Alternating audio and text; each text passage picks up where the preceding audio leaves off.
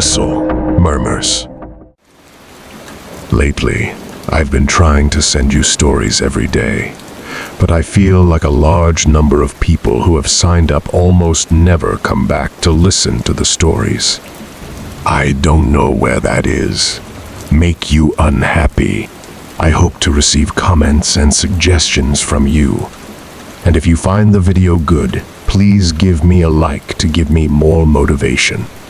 For those who have not yet subscribed, don't forget to click the subscribe button and press notification bell to wait for the next story. Now let's get into the story.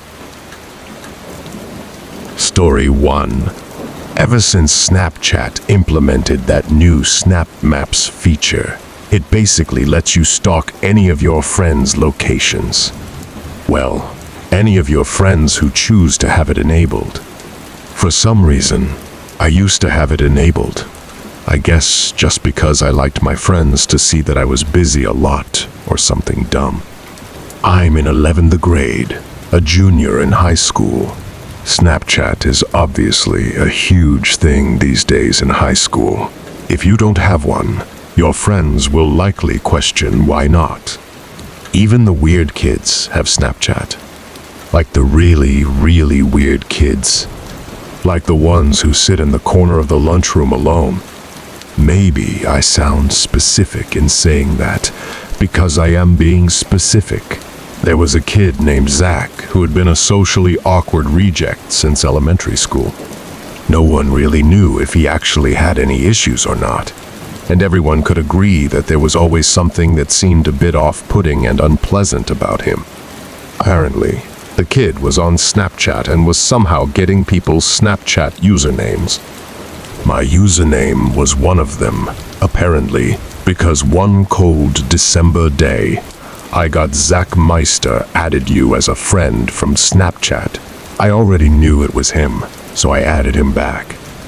I don't know why. I guess because I'm just too friendly of a person. Minutes after adding me, he sent me a picture and then a video. I didn't want to open it because I knew it would be weird, but I was also curious to see what it was.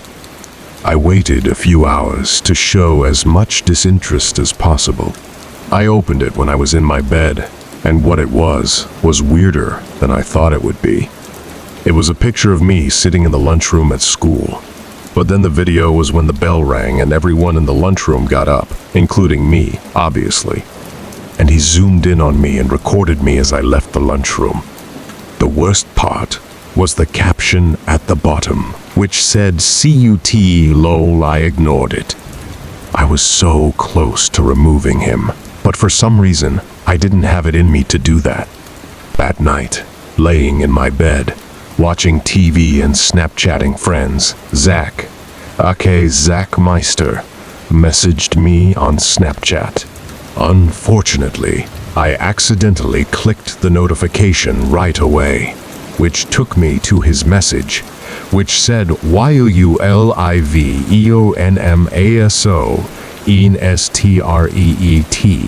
I answered back yes.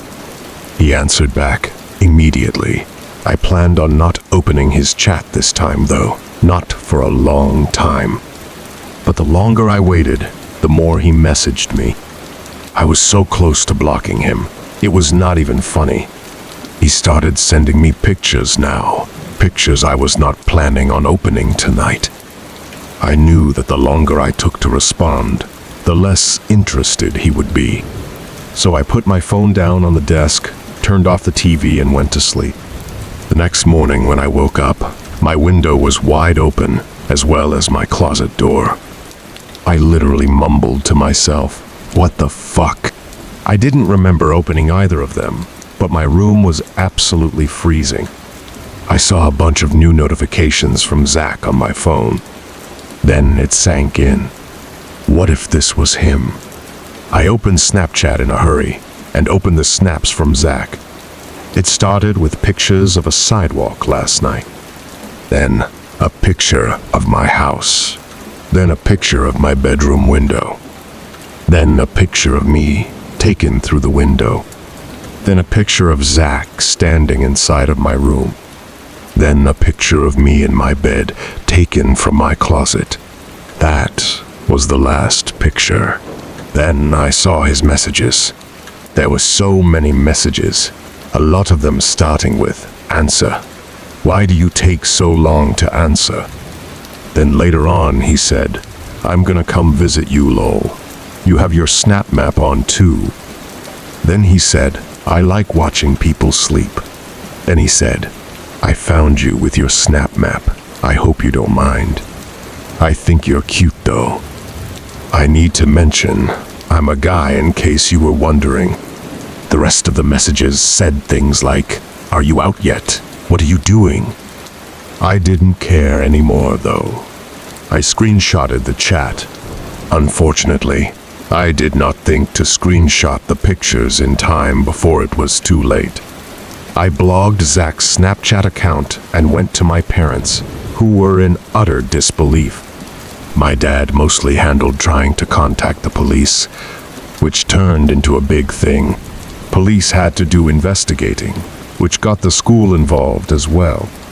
Apparently, Zach lived with his single alcoholic father, which kind of explained a lot.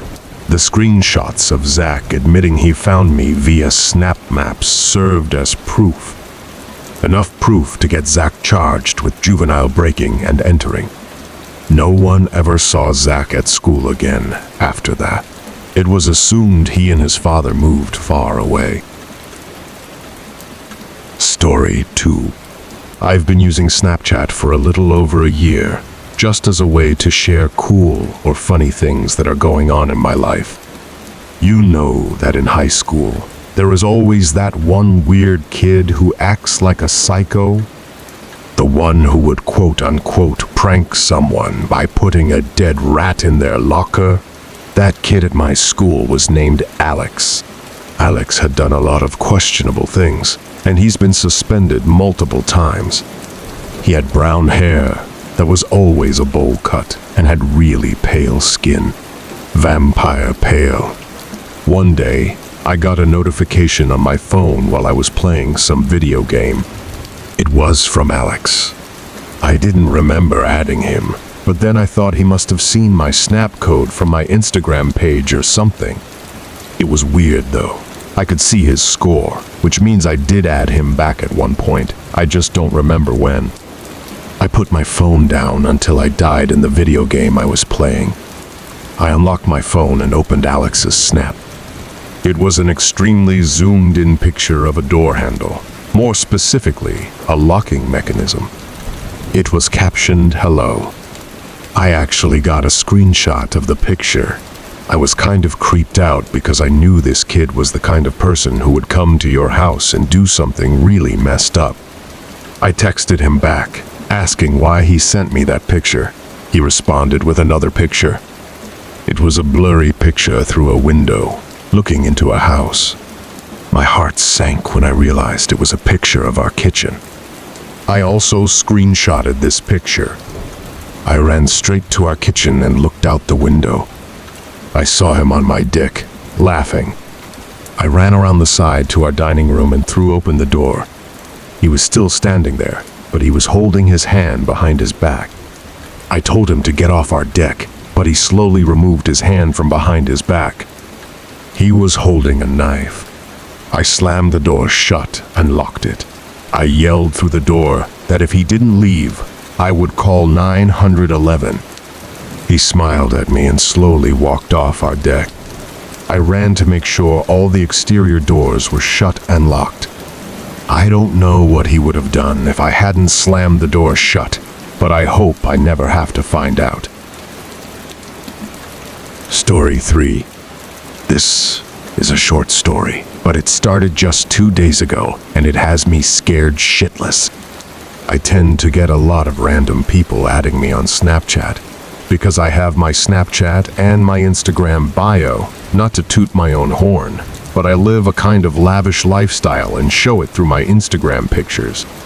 One rainy night when I was chilling with my friend, 2 random girls added me on the app. One named Casey Welsh, the other Bree Owens. I added both of them back. They both had really low snap scores, though. Like one had a snap score of 200, the other had a snap score of a couple thousand. I figured, okay, that was that. I'd wait and see if they sent me anything. Sure enough, the one named Casey snapped me a black screen with the caption. I ignored the message. It seemed like someone was messing with me. I checked the snap map and saw that both of the girls share their locations. In fact, the two of them were apparently together in a car not too far away from me. Anyway, I had to go home. The weather outside was getting worse, and it was getting late. I jumped in my car, got on the highway, but drove slow given how bad the rain was getting. There weren't many, if any, cars on the road at this point, until one car finally caught up behind me in the middle lane and stayed behind me for a while. I got off the highway to my town's exit, as did the car behind me. Not really weird. I took the left turn off the main road down the street towards our house. So did the car behind me, though. Now it was slightly questionable. I pulled up into our house's driveway and turned off the car. The car that was behind me slowed down once it passed our driveway, then came to a halt. My heart started pumping to the point where I could feel it in my chest. I took my phone, opened Snapchat, and checked the map. Those two girls. It said they were right next to me on the map, right on top of my house.